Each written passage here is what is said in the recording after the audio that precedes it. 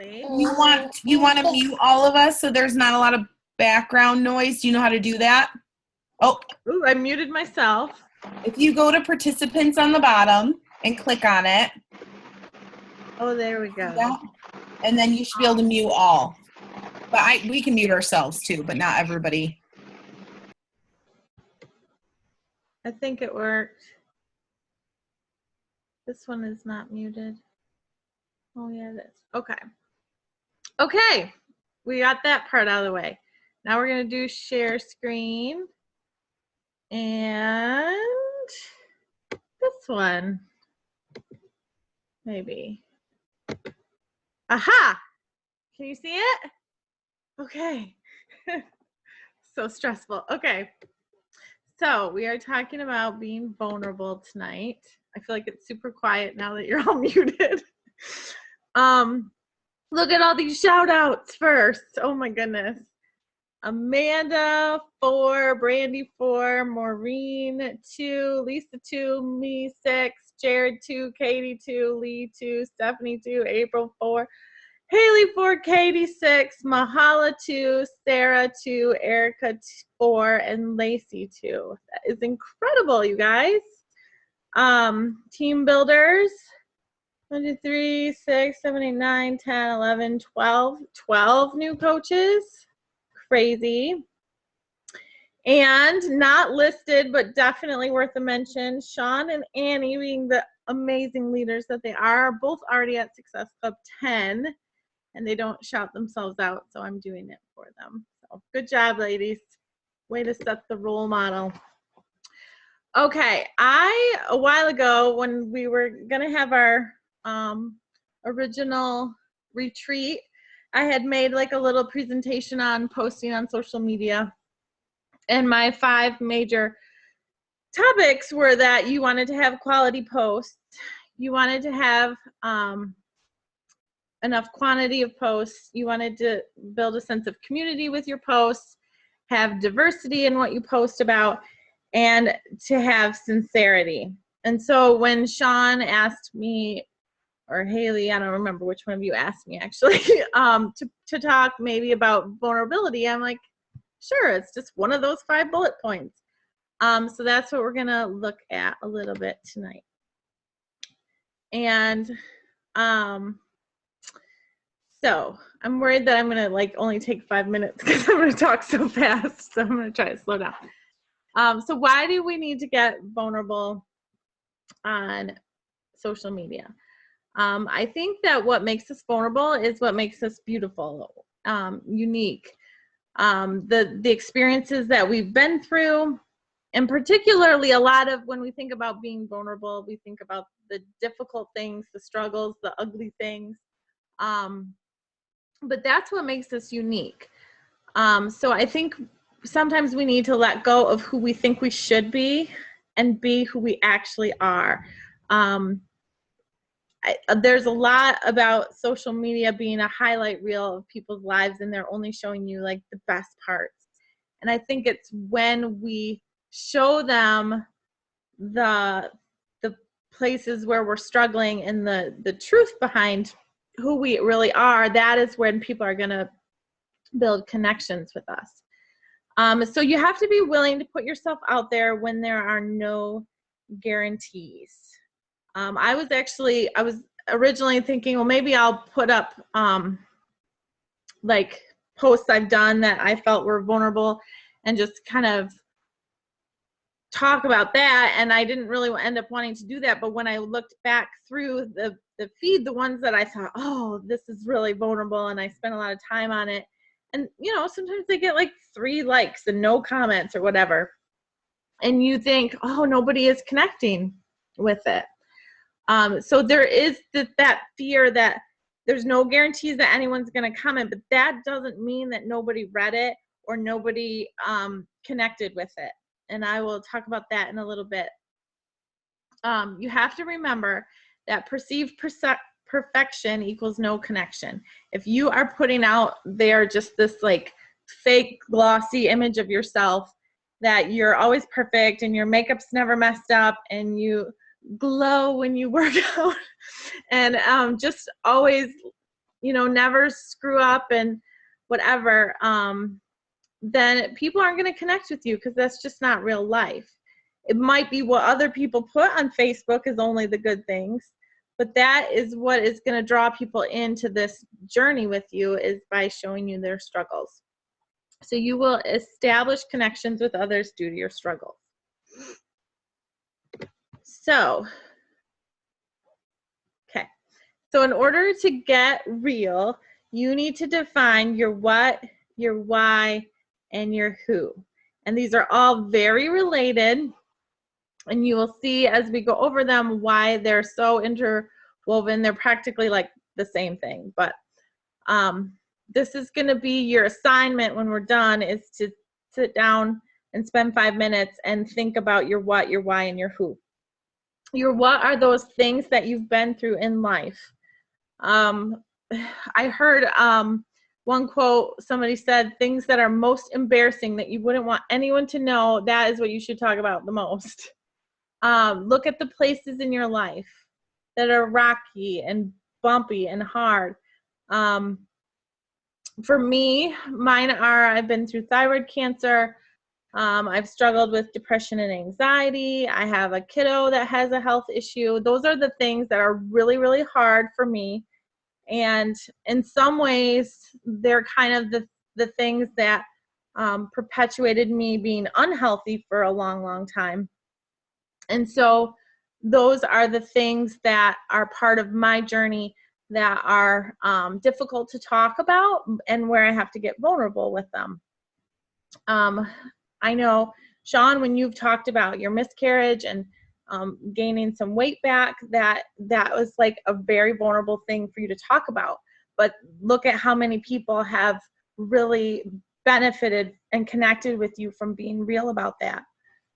So, like, make a little list of all the things that are experiences you've had that maybe were difficult.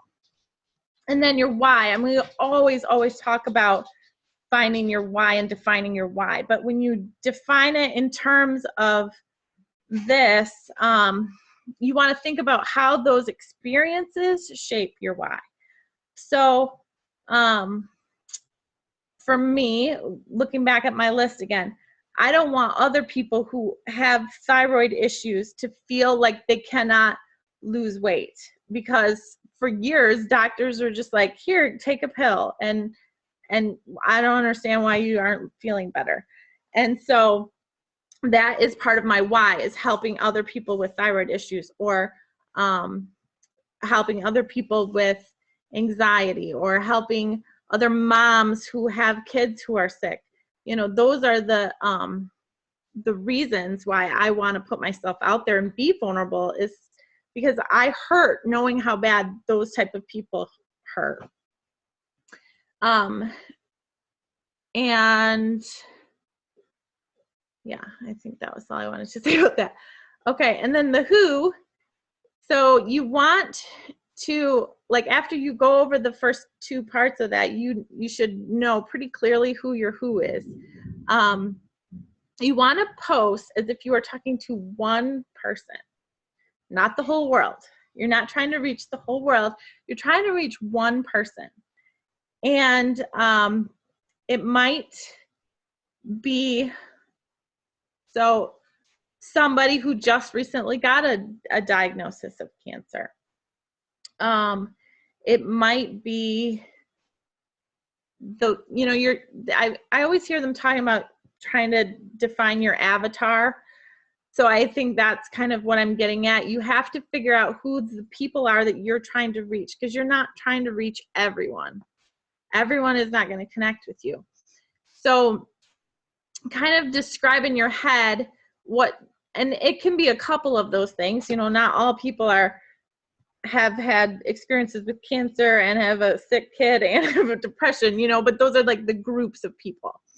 So my posts should somewhat get to those type of people, and it can be evolving. I put you down, Annie, because you're probably trying to reach pregnant moms, or pregnant women right now, and then soon you'll be trying to target moms with new babies. And So your who can definitely be evolving as you go through other what's and gain more whys. So you can kind of see how the what, why, and who are all interrelated. And I think having a clear understanding of who it is that you're trying to talk to can really make getting vulnerable easier. Okay. So some tips I have. So when you do a vulnerable post, you want to make sure you flip it to the bright side. Okay, you don't want to just like talk about something heavy and difficult and then just leave it there. You want to find the inspiration in the struggle to leave people with, so that they can feel lifted up by your post. Not to say that you always have to be happy and positive, but talking about how you're overcoming it. Lee, when you did that video the other night, or I don't remember when it was daytime, but of you doing size and you were crying, I was sobbing watching your video of you working out, crying. And it was beautiful and it was so inspirational. And so I just think even when you are vulnerable, to make sure that you're flipping it and showing people that that your goal is to inspire people through struggles. Your second tip is to be authentic.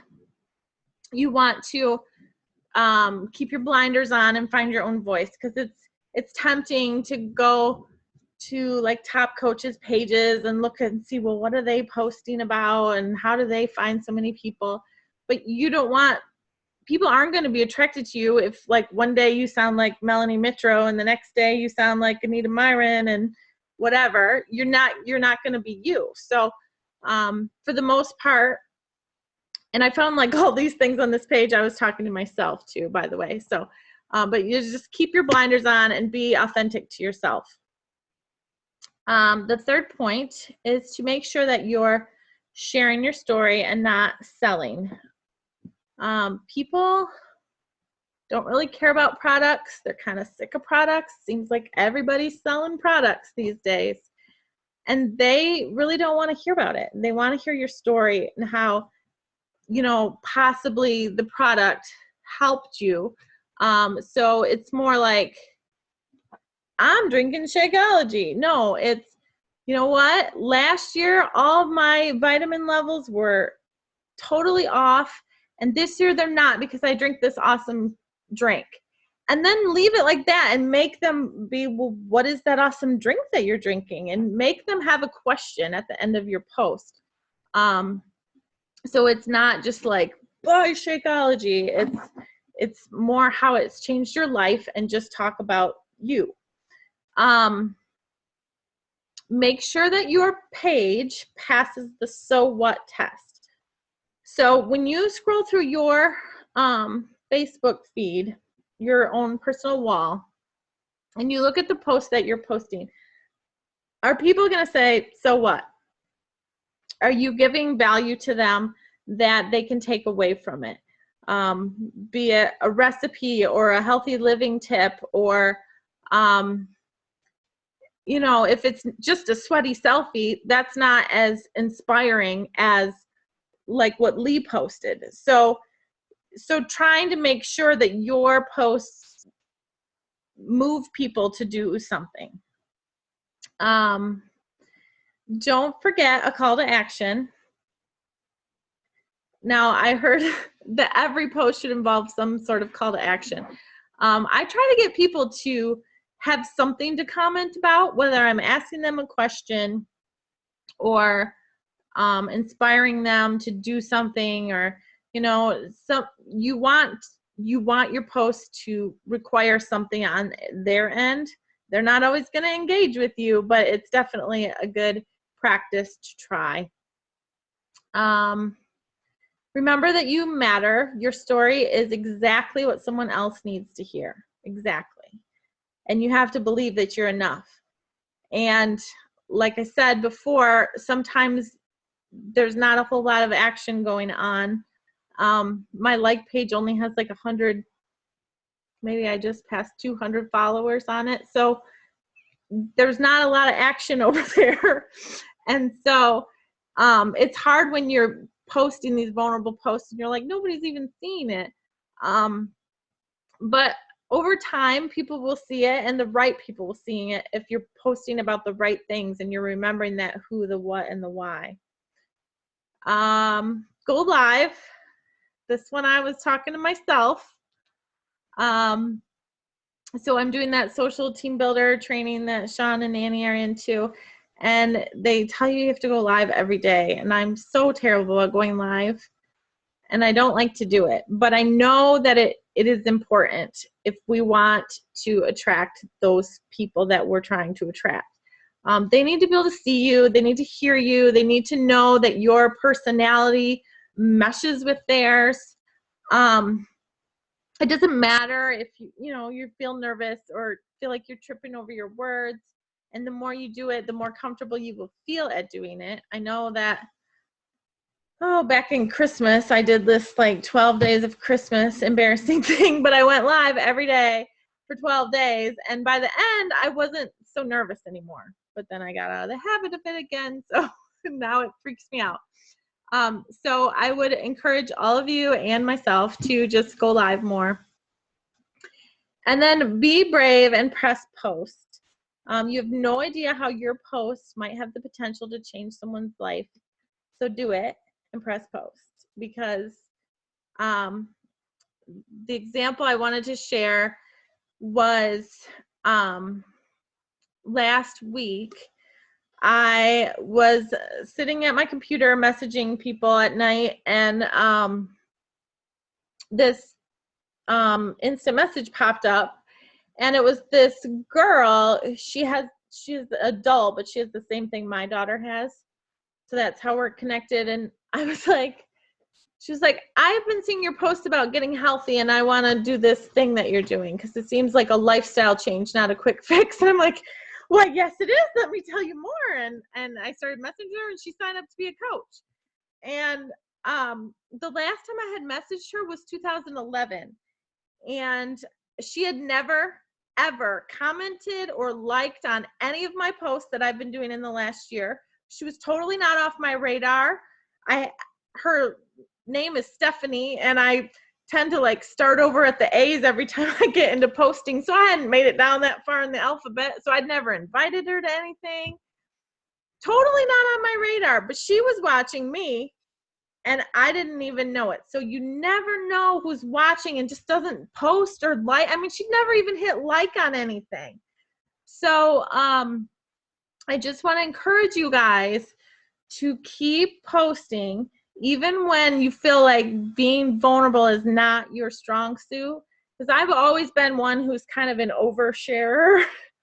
I like to keep it real, and I was like this way before I got into coaching. My husband and I always have this joke because there's this one guy at church who must be on Facebook, but he doesn't post a lot, but he must read people's stuff because he'll always come up to my husband and be like, so you guys did this. And my husband's like, what did my wife put on Facebook? I'm like, I'm sorry, our life's an open book. I like to tell everybody everything. So this isn't really hard for me in that I was kind of already used to that lifestyle, but I will say just even putting together this slideshow, like just remembering to keep it positive and to be true to who you are and to look for your people. We always hear about the attracting your tribe, and that's what you're trying to do with those vulnerable posts. You're not trying to attract everyone in the whole world, just those people that you connect with. So I did talk really, really fast, but not too bad. I'm going to unmute Sean because she will make Oh, gosh. Why? No! It's just so quiet when I say stupid stuff, though. So when it's recording. No, I was just going to say, do you mind if everybody comments some of their what's in the comment section? Just because I was listing mine out on a piece of paper, And I just would love, I don't know. I would love to see what everyone else's is too. Yeah. I can put mine in the chat too, but I don't know. Even you said the thing about the miscarriage. I was writing away and everything you said, oh, and Sean talked about our miscarriage. And I'm like, there's certain stuff I don't talk about a lot that would probably help connect with people. So I would love to hear what everybody's what's are. Anybody out there want to do it in the chat? I'll type mine. Over there. Amanda put hers out there. I did. She shared my gaining weight back. While you guys are typing your what's, I'm going to share something funny. Yeah. So it's kind of humorous that I got my 365 cup today. I saw that. And like when I first joined, I was telling Haley this tonight. When I first joined last year, I think on my first team training, I thought, well, I would love to build a team, but I could never like do a training like that. And I was just sitting here thinking, oh, look what happened a year later. I'm doing a training. And it was great. I took notes, and I need to go live more too. I saw everybody commenting that. It's I get on a roll. Well, you know what you said where you said you get more comfortable with it? You can't get out of practice with it because then it's so scary again. Like a week later, I'll be like, I don't want to go live again. I know. Yeah. I know. Yes. Well, just and they're like, it doesn't matter if you have anything to talk about. I'm like, what? I need to have it planned out ahead of time. Right. Love this childhood anxiety. I like reading these. Gas. I don't know how. Do I hit stop share? Yeah, you can hit stop share. That won't stop recording it though, right? Nope. Not until you end the meeting or hit stop recording.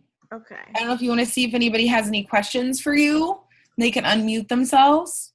I would love to know if anyone has questions. Haley does, of course. No, I'm just kidding.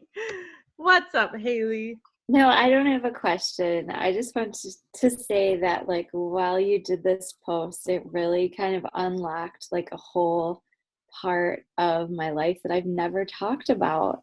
Ooh. And I, like, honestly forgot about it, and I realized why I forgot about it, and it honestly all has to, like, do with Beachbody, which is crazy.